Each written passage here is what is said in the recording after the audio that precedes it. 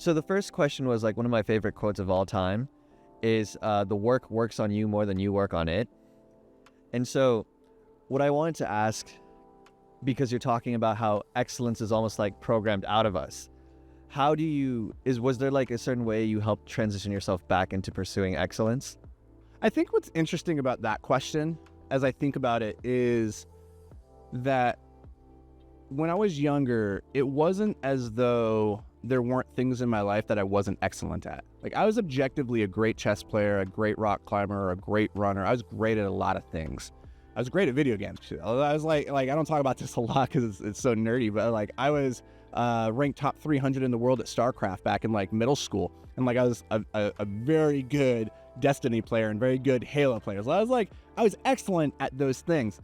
The problem, and if you're listening to this podcast, there's probably things in your life that you are excellent at, but overall your life is not excellent, and because you're not bringing that same level of discipline and expectation to other areas of your life. And for me, the work life, the responsible life, the adding value to the world life, I, for whatever reason, never connected that I could be excellent at that the work I was doing in those domains mattered far more than anything else. And it became very difficult for me as a person with ADHD who a lot of times we lack the ability to focus on things that we're not interested in. And so because I wasn't interested in helping other people make money or like work hard inside of my business so that that thing could grow and impact lives, because I wasn't interested in that, I never took it seriously. I just kind of phoned it in.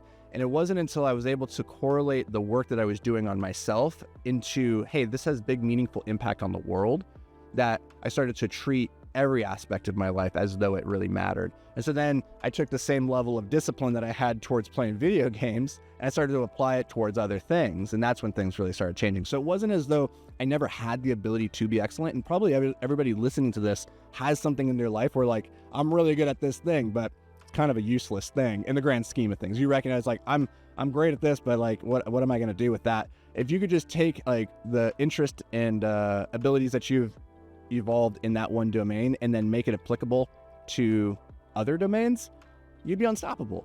So like, you already have the seed of greatness. It's just a matter of like, okay, how do I plant those seeds in the right garden, and then how do I nourish them in the right garden?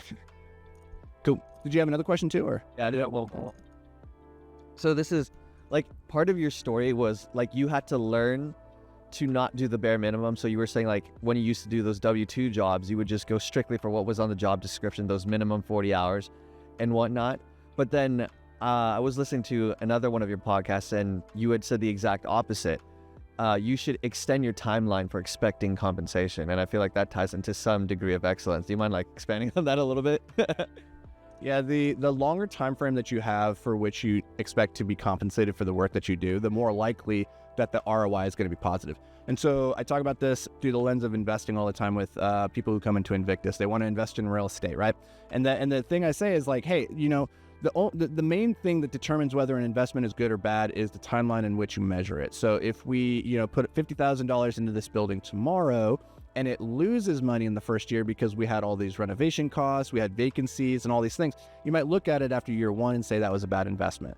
But after year 2 or 3, if we have occupants in there, they're great, they're paying above average rent, and we're collecting cash flow, now you might say that's a great investment, right? So it's just a matter of how long we measure the time frame on. And generally, if you were to say, I have 50 years that I'm going to measure the quality of this investment on, it's really hard to invest in something for 50 years and not have it come out massively ROI positive. It's very, very easy to invest for only a year and have it come out negative. And so that's the first thing, is just when you're working in your W-2 or you're working on your skill acquisition, just recognize in the beginning, it's not a very good investment, but the more you do it, the longer the time frame, the better and better that investment comes. The decisions that compound in your favor, that move you towards good things in your life, like good health, good wealth, good relationships, they compound very slowly, whereas the things that move you away from your greatness, the negatives in life, they compound very quickly. So it's very easy to gain 5 pounds of fat in a week. It's very hard to lose or to gain 5 pounds of muscle, right? The amount of time it takes to blow up your financial health, like you could do that in an instant, right? But it takes a lot longer to make the money. So just recognizing that if you want great things in your life, they require extraordinarily long periods of time of compounding interest to work into your favor. And so I couldn't see that when I was working in like the W-2 arena. It was because the feedback loop was too short. I was only ever being measured on what I did today or this week, and my paycheck was tied to that. And so it teaches you this very short-term form of thinking. I think school does that to a degree as well, where it's like, hey, you got to prep for this exam, and then once you've passed this exam, then you can focus on the next one, which is coming 3 months later.